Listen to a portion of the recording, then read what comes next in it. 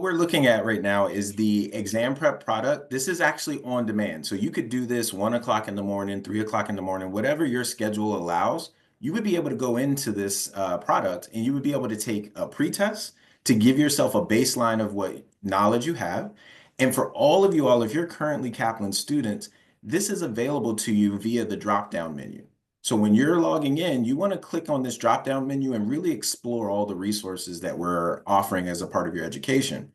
I went ahead and took a little national exam pre-test as a sample for us to look at today. I'm being a little bit vulnerable now. I took this test with no regard to the correct answers. I tried the age-old strategy of I'm going to pick the same answer every time just to see if I could answer C over and over again, what would happen on the exam.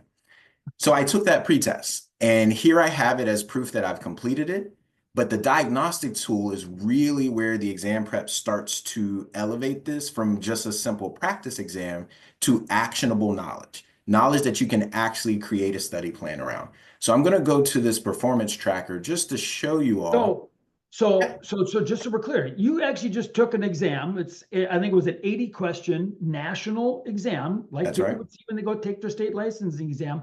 All the topic areas that you have to have, right? All the different topic areas required by law, they're all there. And you just took a practice exam. You did the old, hey, I'm just going to answer B or I'm just going to answer C, which look at this, 26 point, almost 25%. You'd think on a 4-question, multiple choice, that's exactly what you would get. So now take us through, because everybody, these results are powerful. This is where you find out what you know and what you don't know in your preparation for taking your state licensing exam. This is your diagnostic in your home, private. Nobody has to see you got a 26.25% like Charles did. You don't have to see that.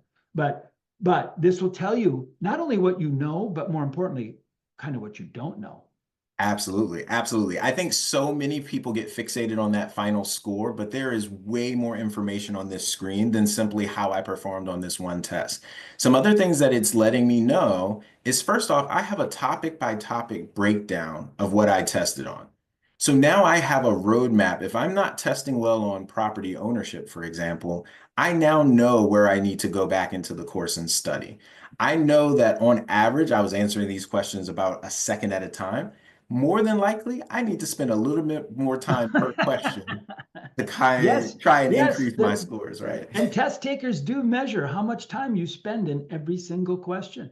Absolutely. Absolutely. And I've had students who test very high. They have very high scores, but their times are all at 2 minutes, 3 minutes, because they're looking up the answers or they're spending a long time sort of ruminating on what the correct answer is. And believe it or not, finding the correct answer is only one part of the equation. We have to find the correct answer consistently in a timely manner. Yeah. Every single state exam I know of is timed. You have a time limit.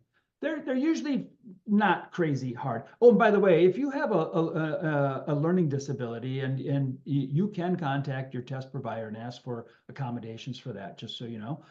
If you're challenged, you can do that. So don't be afraid to do that, even down to receiving the exam orally. So go ahead and make sure you pursue that.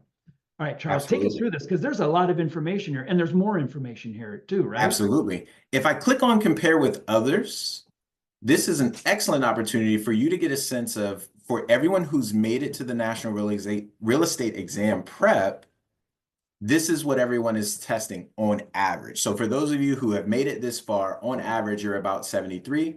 I'm going to need a little bit of work. I'm at 26%. So I'm a little bit off, and you can see it's all color coded. I'm a little bit off on all the topics right now. But as I continue to study and I go back, I'll take a step back here. As I continue to study, we have a whole course that's going to highlight what you should be focusing on the exam. We have a workbook that you can read through and print out if that's your jam. And you have an opportunity to retest those very same topics. So when we're looking at that performance tracker, you're giving yourself a baseline. So now you know what to study. Now you know what you should be focusing on, so that when you take that post-test.